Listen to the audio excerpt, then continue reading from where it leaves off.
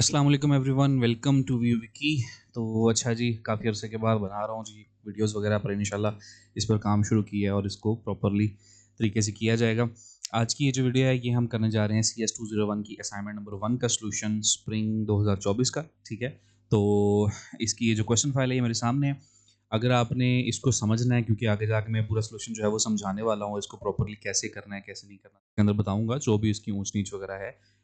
बहुत से पॉइंट्स इसमें ऐसे हैं जो आपके लिए सुनना और समझना लाज़मी है, तो इसको वीडियो को स्किप मत कीजिएगा। अगर आप सिर्फ सॉल्यूशन के लिए आए हैं तो वो भी आपको मिल जाएगा, सॉल्यूशन का भी कोई चक्कर नहीं है, आपको सॉल्यूशन की फ़ाइल भी मिल जाएगी। नीचे डिस्क्रिप्शन में लिंक होगा, वहाँ से आप फ़ाइल भी ले सकते हो और उसको कर सकते हो। लेकिन इसके अंदर बहुत सी चीज़ें हैं जो चेंज करनी है, जो आपने अपनी असाइनमेंट को, अपने सॉल्यूशन को यूनिक बनाने के लिए, ताकि आपका सॉल्यूशन दूसरे के साथ मैच ना करे। तो उसके लिए आप ये वीडियो लाज़मी देखो। प्लस ये वाली चीज़ें जो हैं आगे मिड टर्म और फाइनल टर्म के अंदर भी आती हैं और वहाँ पे भी आपको काम देंगी। इसके अलावा अगर आप ऑब्वियसली आप न्यू स्टूडेंट हो, अगर आप ये पहली असाइनमेंट नंबर 1 देख रहे हो, तो मेरे इसी चैनल के ऊपर CS201 के शॉर्ट लेक्चर्स भी मैंने बनाए हुए हैं, मिड टर्म के एंड फाइनल टर्म के। अब वो जाके भी आप उनको वॉच कर सकते हो। व्यू के जो लेक्चर्स हैं वो ऑब्वियसली थोड़े लेंथी हैं, 50-60 मिनट की एक एक वीडियो होती है। मैंने जो वीडियोस बनाई हैं वो 20-22 मिनट की नॉर्मली वीडियोस हैं, शॉर्ट लेक्चर्स बनाए हैं, तो आप वहाँ से भी जाके देख सकते हो। चलें जी, अब हम चलते हैं जी अपने सॉल्यूशन की तरफ।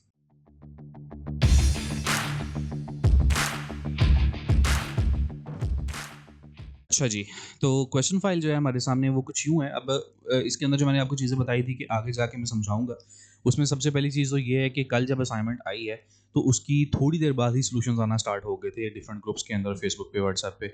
लेकिन उसके अंदर क्या है, जिन लोगों ने सॉल्यूशन शेयर किए हैं, आई थिंक उन्होंने भी प्रॉपर्ली नहीं देखा, या ये उनको व्यू का कुछ आइडिया ही नहीं है। उन लोगों ने सॉल्यूशन के अंदर स्ट्रिंग्स का इस्तेमाल किया हुआ है, उन लोगों ने सॉल्यूशन के अंदर एरे का इस्तेमाल किया हुआ है, पॉइंटर्स का इस्तेमाल किया हुआ है। भाई वो नहीं करना, क्योंकि ये असाइनमेंट नंबर 1 है और असाइनमेंट नंबर 1 के अंदर जो CS201 का जो हमारा सब्जेक्ट है, उसके अंदर लेक्चर नंबर लगभग 6 या 7 तक मैक्सिमम कवर किया गया है। और इसके अंदर ये वाले टॉपिक्स कवर हुए हैं, जिसके अंदर लूप्स हैं, फॉर लूप, व्हाइल लूप और do while loop, switch statement है, इफ एल्स स्टेटमेंट्स हैं। सिर्फ यही 3 चीज़ें हैं जो हमने इस्तेमाल करनी है इस असाइनमेंट के अंदर। स्ट्रिंग्स का इस्तेमाल आगे जाके होता है, एरेज़ का इस्तेमाल लेक्चर नंबर 9-10 पे जाके होता है, पॉइंटर्स का इस्तेमाल लेक्चर नंबर 13-14 पे जाके होता है। तो वो वाले मेथड्स आपने इसके अंदर इस्तेमाल नहीं करने। अगर आप वो वाला सॉल्यूशन यूज़ कर रहे हो, या आपका कोई भी फ्रेंड वो सॉल्यूशन यूज़ कर रहा है, तो भाई उसको ये वीडियो दिखाओ और उसको बताओ कि ये रीज़न है कि हमने उन मेथड्स को इस्तेमाल अभी नहीं करना। वो असाइनमेंट नंबर 2 या असाइनमेंट नंबर 3 में जाके आपके वो वाले मेथड्स ऑब्वियसली इस्तेमाल होंगे, उनकी हम बात करेंगे तब। अच्छा जी, तो प्रॉब्लम स्टेटमेंट, काफ़ी लंबी चौड़ी प्रॉब्लम स्टेटमेंट मैं आपको शॉर्ट में समझा देता हूँ कि भाई हमने एक कैलकुलेटर बनाना है और उस कैलकुलेटर के अंदर हमने बेसिक अर्थमेटिक ऑपरेशंस को अप्लाई करना है यूजिंग स्विच स्टेटमेंट। तो स्विच स्टेटमेंट को इस्तेमाल करना लाजमी है। अब ये जो जितने भी पॉइंट्स यहाँ पे दिए हैं, 4, 5, 6 अप टू 7 पॉइंट्स जो यहाँ पे दिए हुए हैं, इनके अंदर हमने कुछ ऐसे टास्क परफॉर्म करने हैं जिसके अंदर रिपीटेशन भी है। तो रिपीटेशन को परफॉर्म करने के लिए हम एक लूप का भी इस्तेमाल करेंगे, फॉर लूप, व्हाइल लूप या फिर डू व्हाइल लूप का हम इस्तेमाल करेंगे। ये तीनों लूप्स कौन सी होती हैं, आप जाके मेरे लेक्चर्स वॉच कर सकते हो, उनके अंदर मैंने इन सब के बारे में प्रॉपरली एक्सप्लेन किया हुआ है कि इनके अंदर क्या डिफरेंस है और ये कैसे काम करती हैं। सो इन शॉर्ट, हमने एक कैलकुलेटर बनाना है। उस कैलकुलेटर का मकसद कुछ इस तरीके का होना चाहिए कि सबसे पहले तो आपकी स्क्रीन के ऊपर आपका नेम और आपकी वीओआईडी हार्ड कोडेड इस तरीके से आ जानी चाहिए। ठीक है, इसके लिए कोई इनपुट लेना ज़रूरी नहीं है, डायरेक्टली आपकी हार्ड कोडेड होनी चाहिए। उसके बाद वो यूज़र से पूछे कि भाई आपने एडिशन, सब्ट्रैक्शन, मल्टीप्लिकेशन या डिवीजन करनी है। ठीक है, यूज़र जो भी मेथड इसमें से चूज़ करेगा, उसके अकॉर्डिंगली फिर वो आप आगे से पूछेगा कि आपने कितने नंबर्स को यूज़ करना है, कितने नंबर्स के ऊपर काम करना है, लाइक आपने कितने नंबर्स को ऐड करना है या मल्टीप्लाई करना है, जो भी आप मेथड चूज़ करते हो। एंड जितने भी नंबर हमारा यूज़र चूज़ करेगा, जैसे यहाँ पे 4 लिखा है, तो वो यूज़र से उसके बाद 4 नंबर्स के बारे में पूछेगा कि कौन-कौन से 4 नंबर आपने ऐड करने हैं। एंड उन चारों को लेने के बाद एक कैलकुलेशन करेगा एंड उसके बाद हमारा आउटपुट हमें दे देगा। आउटपुट देने के बाद वो यूज़र से पूछेगा कि do you want to continue और नॉट। अगर वो यूज़र वाई कहता है तो वो लूप दोबारा चल जाएगी, एंड अगर वो यूज़र एन कहता है तो लूप दोबारा नहीं चलेगी। ठीक है, तो इस तरीके से जो है हमने अपना काम करना है। तो जी, अब हम आते हैं अपने सॉल्यूशन की तरफ। तो ये हमारे पास सॉल्यूशन है, मैंने ऑलरेडी लिख लिया क्योंकि थोड़ा सा लेंथी था, 80-90 लाइनें बनती हैं। थोड़ा छोटा होता तो हम साथ-साथ लिख भी लेते, लेकिन मैं आपको साथ-साथ समझा देता हूँ क्योंकि आगे जाके ये आपके बहुत काम आएगा।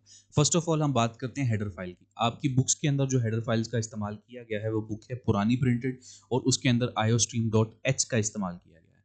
जबकि आजकल जो भी कंपाइलर्स वगैरह हैं, उसमें .h iostream के साथ इस्तेमाल नहीं होता, मोस्टली के साथ होता है, मोस्टली के साथ नहीं होता, तो ये भी चीज़ आपने याद रखनी।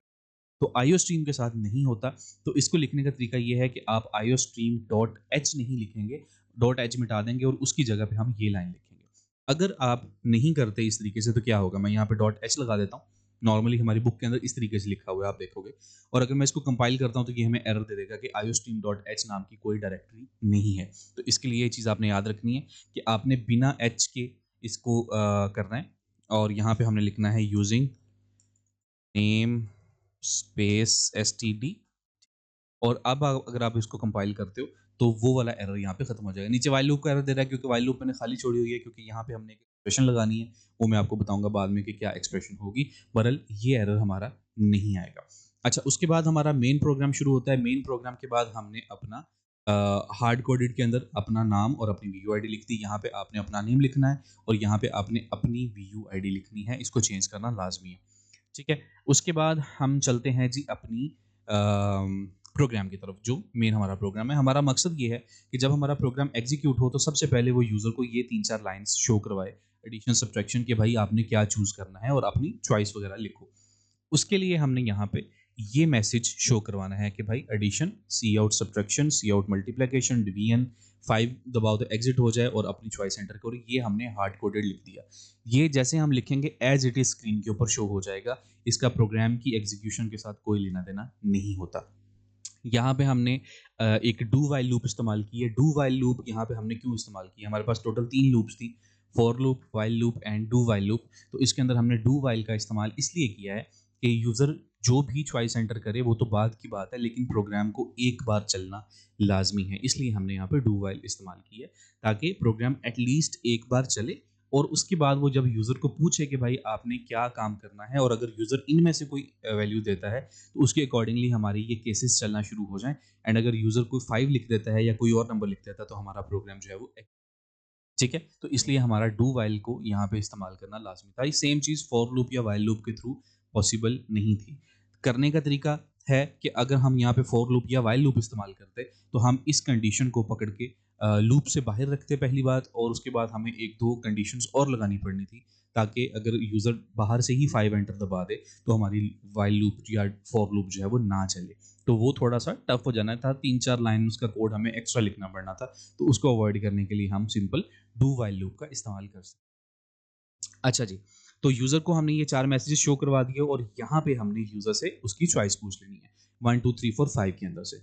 अब उसके बाद हम पहुँच जाएंगे स्विच चॉइस के ऊपर कि भाई हमारी जो प्रोग्राम है वो स्विच करे हमारी चॉइस वेरिएबल के ऊपर, और चॉइस के अंदर वो वैल्यू होगी जो यूज़र ने चूज़ की होगी 1 से लेके 5 तक। तो इनमें से कोई एक वैल्यू पकड़े और उसके अकॉर्डिंगली नीचे से केसेस मेंशन करे। सो 1 2 3 4 5 तक हमारे पास चॉइसेस हैं। तो केस नंबर 1 अगर सिलेक्ट करता है तो यहाँ से लेकर यहाँ तक का प्रोग्राम चले। अगर वो केस 2 सिलेक्ट करता है तो यहाँ से यहाँ तक का। इस तरीके से केस 3 अगर यानी कि वो वैल्यू 3 लिख देता है इनपुट के तौर पे, तो इसका ये वाला कोड ब्लॉक चलेगा। 4 के लिए नीचे वाला चलेगा। 5 वाला अभी लिखना है और उसके 5 के अलावा अगर कुछ होगा तो वो भी हम लिखेंगे नीचे जाके। व्हाइल लूप के अंदर भी आइटरेशन हम यहाँ पे अच्छा जी, केस 1 के अंदर क्या है, हमारे पास हमारे वेरिएबल्स डिक्लेयर होंगे। यूज़र से हम पूछेंगे कि आपने कितने नंबर्स को ऐड करने हैं, एंड जितने नंबर्स वो यहाँ पे चूज़ करेगा हमारी ये लूप उतनी ही बार चलेगी। ठीक है, लूप के कॉन्सेप्ट्स भी अगेन आप मेरा लेक्चर जाके देख सकते हैं, क्योंकि एक असाइनमेंट के सॉल्यूशन के अंदर इतना कुछ समझाना जो है वो पॉसिबल नहीं होता। तो उतनी बार ही हमारी लूप चलेगी और वो यूज़र से उसकी वैल्यूज़ लेता जाएगा, उसको उन्हीं वैल्यूज़ के अंदर कंटिन्यूअसली लूप के अंदर जो है वो सम करता जाएगा और वो हमारी सम की वैल्यू को इंक्रीमेंट करता है। और इसके बाद जब ये लूप हमारी खत्म हो जाएगी तो जो भी सम की वैल्यू होगी वो इस लाइन के ऊपर आकर प्रिंट हो जाएगी, एंड ब्रेक लगने से हमारा जो केस है वो ब्रेक हो जाएगा। अगर हम यहाँ पे ब्रेक नहीं लगाते तो वो केस नंबर 1 को भी चला देगा और उसके बाद केस नंबर 2 को भी चला देगा, एंड सो ऑन वो चलता जाएगा जब तक हमारा प्रोग्राम खत्म नहीं हो जाता। तो हर केस के बाद ब्रेक लगाना लाजमी होता है अगर आपने अगला केस ऑटोमेटिकली नहीं चलाना। हमारी कंडीशन में ये नहीं चलना था तो हम इसको ब्रेक को लगाएंगे। अब हम चलते हैं केस नंबर 2 की तरफ। केस नंबर 1 और 3 सिमिलर है, केस नंबर 2 और 4 सिमिलर है। तो मैं आपको सिर्फ केस नंबर 2, 1 और 2 बता देता हूँ, बाकी दोनों सिमिलर हैं। केस नंबर 2 में क्या है जी, सेम उसी तरीके से हम यूज़र से वेरिएबल्स प्रोग्राम के अंदर वेरिएबल्स डिक्लेयर करेंगे, एंड यूज़र से हम पूछेंगे कि आपने कितने नंबर्स को सब्ट्रैक्ट करना है। लेकिन उसके बाद हम लूप चलाने से पहले, जैसे यहाँ पे हमने ये लूप चला दी थी सी इन के अंदर n की वैल्यू लेके हमने फ़ौरन लूप चला दी थी, यहाँ पे हम ऐसे नहीं करेंगे। सी इन में n की वैल्यू लेने के बाद हम एक वैल्यू यूज़र से पहले ले लेंगे, ठीक है। इसकी क्यों ज़रूरत पड़ती है यहाँ पे, इसकी वजह है यहाँ पे ये पॉइंट नंबर 6 के अंदर जो है वो मेंशन की गई है, और इसके अलावा ऊपर भी आई थिंक एक जगह पे थी डिवीजन में। बहरहाल ये पॉइंट नंबर 6 के अंदर ये चीज़ मेंशन की गई है कि ऐसा क्यों होना चाहिए, क्योंकि इसके अंदर डबल आइटरेशन चलनी चाहिए कि पहले वो एक वैल्यू को ले, उसके बाद उस वैल्यू में से सेकंड वैल्यू को माइनस करे, और फिर जो आंसर है उसमें से थर्ड वैल्यू को माइनस करे। क्योंकि एडिशन में क्या है कि हमारे पास 10 वैल्यूज़ हैं, हम 10 की 10 वैल्यूज़ को इकट्ठा ऐड कर सकते हैं, डजेंट मैटर कि आप कौन सी वैल्यू पहले उठा रहे हो, कौन सी बाद में उठा रहे हो। सेम गोज विद मल्टीप्लिकेशन, आपके पास 3 वैल्यूज़ हैं, 1 मल्टीप्लाई 2 मल्टीप्लाई 3, तो 3 मल्टीप्लाई 2 मल्टीप्लाई 1 सबका आंसर सेम ही आएगा। लेकिन माइनस में, सब्ट्रैक्शन में और डिवीजन में ये चीज़ नहीं होती। उसके अंदर आप दो नंबर्स को ही एट अ टाइम करते हो, सो a माइनस बी आ जाएगा और उसके सॉल्यूशन के अंदर से सॉल्यूशन माइनस सी हो जाएगा एंड सो ऑन चलता रहेगा। तो इसलिए हमने एक आइटरेशन उठा के बाहर रख दी और लूप को हमने 1 से स्टार्ट कर दिया इंस्टेड ऑफ 0। यहाँ पे आप देख सकते हैं कि सम के अंदर हमने लूप को 0 से स्टार्ट किया था, तो वो बिल्कुल पॉइंट नंबर 0 से ही स्टार्ट हुई और उसने पहली वैल्यू से काम शुरू कर दिया। बट हमने यहाँ पे क्या किया कि फर्स्ट वैल्यू को बाहर निकाल दिया और लूप को हमने 1 से स्टार्ट कर दिया। तो इससे क्या होगा कि जब लूप 1 से स्टार्ट होगी, हमारा प्री इंक्रीमेंट लगा हुआ है, तो इस लाइन तक पहुंचते हुए वो 2 बन जाएगा, लेकिन तब तक एक आइटरेशन वो हमारे से ऑलरेडी ले चुका होगा, एक वैल्यू वो ऑलरेडी ले चुका होगा जिसके ऊपर वो फर्स्ट आइटरेशन अपनी परफॉर्म करेगा, ठीक है। Same goes with the case number 4। Case number 4 के अंदर भी हम इसी तरीके से पहले एक वैल्यू ले लेंगे और इस लूप तक जाने से पहले हमारी एक आइटरेशन परफॉर्म हो चुकी होगी, ठीक। तो ये थे हमारे जी केसेस। अब हम चलते हैं अपने वाइल लूप की तरफ, और वाइल लूप के ऊपर जाके हम अपनी एक कंडीशन लगाते हैं। सो फर्स्ट ऑफ ऑल तो हमने स्विच से बाहर आ जाना है, तो हमारी स्विच की जो क्लोजिंग ब्रैकेट है उससे हम चले जाएंगे बाहर, और यहाँ जाकर हम यूज़र से पूछेंगे अपना ये वाला मैसेज कि do you want to continue, ठीक है, ये वाला do you want to continue. अब ये जो do you want to continue वाला मैसेज है, ये हर ब्लॉक, हर केस क्लोज होने के बाद आना चाहिए, तो हम इसको लगा देते हैं अपने स्विच केस के बाहर। और अगर यूज़र वाई प्रेस करता है तो हमारी लूप चलनी चाहिए, अगर एन प्रेस करता है तो नहीं चलनी चाहिए, ठीक है।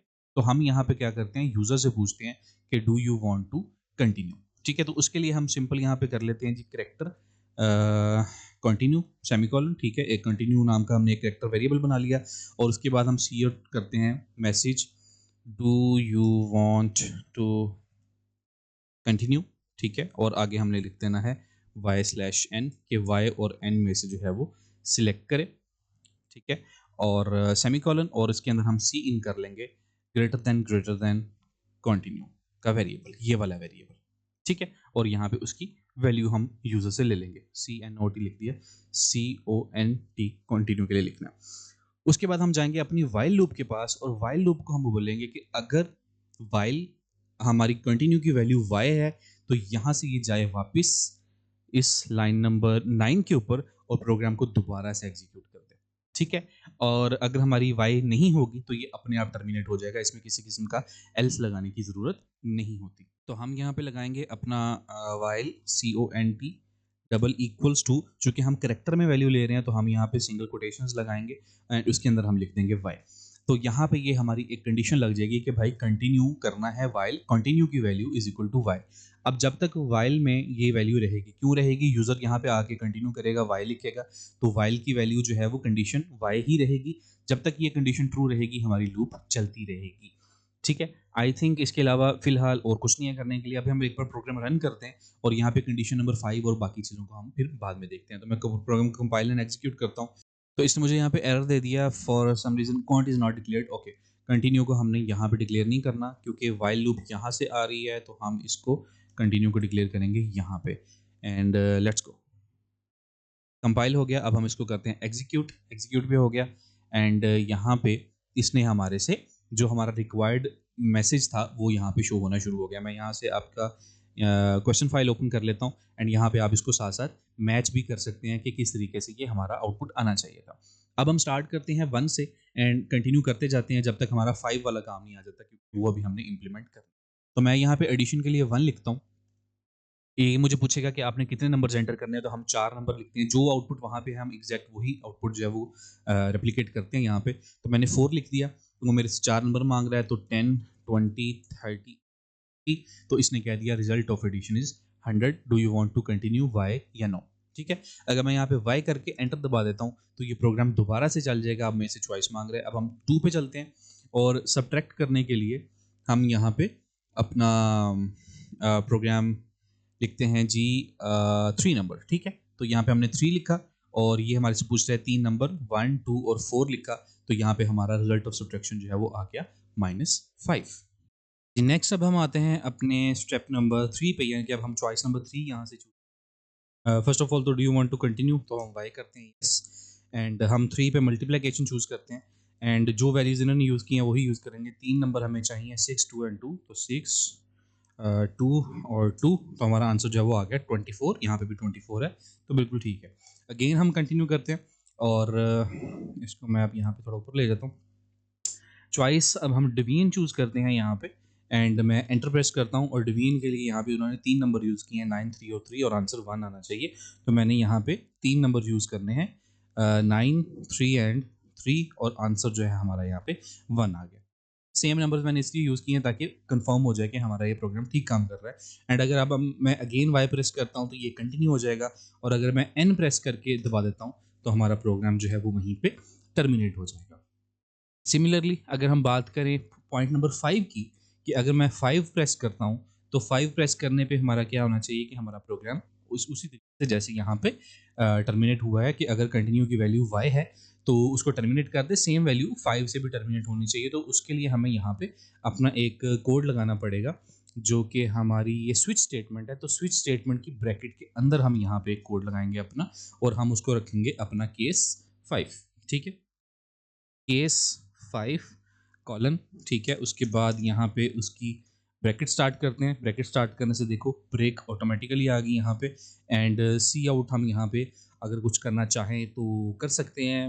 लाइक मैं यहाँ पे लिख देता हूँ, लेट्स से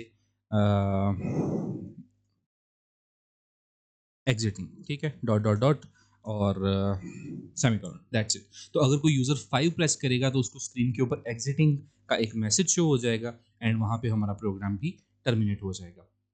ऑल्सो हमने यहाँ पे एक और कंडीशन लगानी है कि जब यूज़र 5 प्रेस करे तो उसके बाद ये do you want to continue वाला मैसेज दोबारा से नहीं आना चाहिए। तो हम ये वाली कंडीशन भी यहाँ पे लूप के अंदर लगा देते हैं। यहाँ पे मैं एक ऑपरेटर लगाऊंगा नाउन एज और ऑपरेटर, और मैं यहाँ पे लिख देता हूँ कि केस के अंदर हमारे पास जो चॉइस थी, हमने वेरिएबल चॉइस यूज़ की है। तो भाई अगर चॉइस की वैल्यू जो है same as a count continue double equals to, और चॉइस की वैल्यू अगर इक्वल टू 5 है, बल्कि इज नॉट इक्वल टू 5 है, तो जब तक चॉइस की वैल्यू 5 नहीं है तो ये हमारी वाइल लूप चलती रहेगी, और जब इसकी वैल्यू 5 हो जाएगी तो ये हमारी वाइल लूप भी नहीं चलेगी। तो अब हम इसको अगेन कंपाइल एंड एग्जीक्यूट करते हैं और हम सिर्फ 5 प्रेस करके देखते हैं कि हमारा 5 काम करता है या नहीं। तो मैंने चॉइस को 5 किया और उसने यहाँ पे कर दिया एग्जीक्यूट, लेकिन ये अभी भी मुझे पूछ रहा है do you want to continue, ये तो उसको नहीं पूछना चाहिए। तो अभी हम क्या कर सकते हैं, अभी यहाँ पे हम एक इफ कंडीशन लगा देते हैं। I think that would be suitable कि if what is the value choice, if choice is not equal to 5, अगर चॉइस की वैल्यू 5 नहीं है तो ये वाला मैसेज स्क्रीन के ऊपर प्रिंट करे, अदरवाइज ये वाला मैसेज जो है वो स्क्रीन के ऊपर प्रिंट ना करे। अब इस कंडीशन से क्या होगा कि हमारी ये वाली जो 2 लाइन्स हैं ये सिर्फ तभी चलेंगी अगर हमारी चॉइस 5 नहीं है। सो इसका मतलब है 1, 2, 3, 4 पे ये चलेंगी, ठीक है? नॉट 5 पे जो है ये हमारी चॉइसेस नहीं चलेंगी। सो लेट्स से कि अब हम इसको कंपाइल एंड एग्जीक्यूट करके एक बार देखते हैं कि ये क्या काम करता है। सबसे पहले तो हम सिर्फ एग्जिट करके देखते हैं, सिर्फ 5 दबाता हूँ एंड लेट्स से कि हमारा यहाँ पे प्रोग्राम एग्जिट हो गया। अब मैं कोई इक्वेशन यहाँ पे परफॉर्म करता हूँ एडिशन की जैसे, और 3 नंबर्स हम ले लेते हैं, ठीक है? 3 नंबर्स हमने ले लिए और एडिशन हमारी यहाँ पे परफॉर्म होगी बिल्कुल। अब अगर मैं यहाँ पे वाई प्रेस करता हूँ तो वो नेक्स्ट आ जाएगा, नेक्स्ट कंडीशन के ऊपर, नेक्स्ट स्टेटमेंट के ऊपर, कि भाई यहाँ पे आपने मजीद कुछ काम करना है क्योंकि मैंने वाई प्रेस किया है यहाँ पे, ठीक है? हम मल्टीप्लिकेशन कर लेते हैं और मैं 2 नंबर्स को सॉरी मैं यहाँ पे 25 लिख बैठा हूँ तो ये 25 नंबर मांगेगा, तो दोबारा 3 करते हैं और 2 नंबर्स को मल्टीप्लाई करना है। ठीक है, तो यहाँ पे ये आ गया, वाई प्रेस किया, कंटिन्यू हो गया। अब मैं यहाँ पे अगर एग्जिट करता हूँ तो वो एग्जिट तो बोल रहा है लेकिन एग्जिट कर नहीं रहा यहाँ पे, क्योंकि वो दोबारा से मेरे से चॉइस मांगना शुरू हो गया। ऐसी कंडीशन में हम क्या करेंगे कि ये जो और स्टेटमेंट लगाई थी इसको मैं एंड के अंदर कन्वर्ट कर दूंगा, एंड ऑपरेटर में कन्वर्ट कर दूंगा, एंड लेट्स से कि अब ये काम करता है या नहीं। तो फर्स्ट ऑफ ऑल हम एडिशन परफॉर्म कर लेते हैं दो नंबर्स की, ठीक है, बाय करके कंटिन्यू करते हैं। मल्टीप्लिकेशन भी परफॉर्म कर लेते हैं दो नंबर्स की इस तरीके से, एंड उसके बाद फिर वाई करके कंटिन्यू कर लेते हैं, एंड एग्जिट करने के लिए हम 5 यूज़ कर लेते हैं। तो देखिए एग्जिट कर दिया। इसी तरीके से एन दबाने से भी ये काम करेगा कि अगर मैं यहाँ पे कोई एडिशन करता हूँ कुछ नंबर्स की, ठीक है, और ये पूछे do you want to continue, और अगर मैं एन कर देता हूँ तो भी यहाँ पे हमारा प्रोग्राम एग्जिट कर जाएगा, ठीक है। तो ये इस तरीके से हमारी ये जो कंडीशंस हैं ये परफॉर्म हो जाएंगी। इसके अलावा यहाँ पे आप एक डिफ़ॉल्ट केस भी लगा सकते हैं कि अगर यूज़र 1 2 3 4 5 वाई और एन के अलावा कोई और नंबर वहाँ पे इनपुट करता है, जैसे 1 2 3 4 5 के अलावा जैसे 6 एंटर कर दिया, 7 एंटर कर दिया, तो उसको मैसेज हो जाना चाहिए कि इनवैलिड नंबर। तो इसके लिए हम यहाँ पे करते हैं, केस नहीं होता, वो सिर्फ डिफ़ॉल्ट आएगा, ठीक है। और डिफ़ॉल्ट के अंदर हम यहाँ पे स्टेटमेंट लगा देंगे सी आउट डबल लेस देन, और इसके अंदर हम लगा देंगे इनवैलिड चॉइस, ठीक है। लेट्स सी कि ये काम करता है या नहीं। तो अब हम इनपुट के तौर पे मैं इसको 6 दूंगा, एंड इसको कोई और ख़राबी नहीं करनी चाहिए। तो यहाँ पे मैंने 6 दबाया, इसने बोला invalid choice, do you want to continue. अगर मैं वाई करता हूँ तो वो अगेन मेरे से वैल्यूज़ पूछना शुरू कर देगा, और अगर मैं एन करूँगा तो यहाँ पे मेरे से वैल्यूज़ नहीं पूछेगा। इनवैलिड चॉइस का हम आई कैपिटल कर देते हैं। इनवैलिड चॉइस के बाद हम यहाँ पे एंड एल लगा देते हैं ताकि वो न्यू लाइन पे चला जाए। एंड इसके अलावा आप इनवैलिड चॉइस में मजीद ये भी लिख सकते हैं कि invalid choice choose between 1 to 5 only, ठीक है। तो इस तरीके से ये हमारा प्रोग्राम होता है कंप्लीट। इसके अलावा जितने भी मेथड्स आपको इंटरनेट पे दिखेंगे, अक्सर लोगों ने, मैंने स्टार्टिंग में बताया था, स्ट्रिंग का इस्तेमाल किया है, एरेज का इस्तेमाल किया है, पॉइंटर्स का इस्तेमाल किया है, वो बिल्कुल भी अलाउड नहीं है, क्योंकि आपकी जो क्वेश्चन फाइल है उसके अंदर जो टॉपिक्स कवर हुए हैं वो सिर्फ और सिर्फ ये वाले 3 टॉपिक्स कवर हुए हैं, और हमने लूप को, स्विच स्टेटमेंट को और इफ़ एल्स को ही इस्तेमाल करना है। इनमें से अगर किसी की ज़रूरत नहीं भी है तो हम वो इस्तेमाल नहीं करेंगे, लेकिन इन इन तीनों के अलावा कोई हम मेथड इस्तेमाल नहीं कर सकते यहाँ पे। तो यहाँ पे अगर आप देख सकते हो तो मैंने यहाँ पे डू वाइल लूप का इस्तेमाल किया है, ठीक है, स्विच केस का इस्तेमाल किया है स्विचिंग के लिए, एंड उसके बाद फॉर लूप का इस्तेमाल किया है हर केस के अंदर, एंड उसके अलावा हमने यहाँ पे आके इफ़ स्टेटमेंट का भी इस्तेमाल कर लिया। इससे पहले आई थिंक इफ़ कहीं पे भी इस्तेमाल नहीं हुई थी। अच्छा जी, एक चीज़ मैं साथ में ऐड अप करना भूल गया, जब आप अपने प्रोग्राम को कंपाइल करेंगे, ठीक है, तो कंपाइलेशन के दौरान ही आपको पूछेगा कि आप फाइल को सेव कहाँ पे करना चाहते हैं।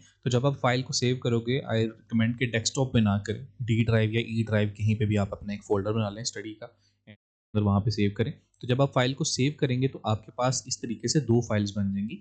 एक आपके पास होगी .exe फाइल, ठीक है, एग्जीक्यूटेबल फाइल, और एक आपके पास होगी .cpp फाइल, ठीक है। अगर आपके पास ये एक्सटेंशन शो नहीं हो रही तो मैंने यहाँ पे व्यू के अंदर जाके एक्सटेंशंस को ऑन किया हुआ है, ठीक है। यहाँ पे अगर आपको एक्सटेंशन शो नहीं होती तो सिंपल आपने क्या करना है, किसी भी फाइल के ऊपर आप राइट क्लिक करें, उसकी प्रॉपर्टीज़ में जाएं, एंड वहाँ से आप जाके देख सकते हो ये फाइल टाइप जो है ये एप्लीकेशन है, ये आपने जमा नहीं करवानी। दूसरी जो फाइल है, यहाँ पे अगर मैं जाता हूँ तो यहाँ पे आप देख सकते हैं कि ये C++ की सोर्स फाइल है, और ये सोर्स फाइल जो है ये .cpp एक्सटेंशन के साथ आती है।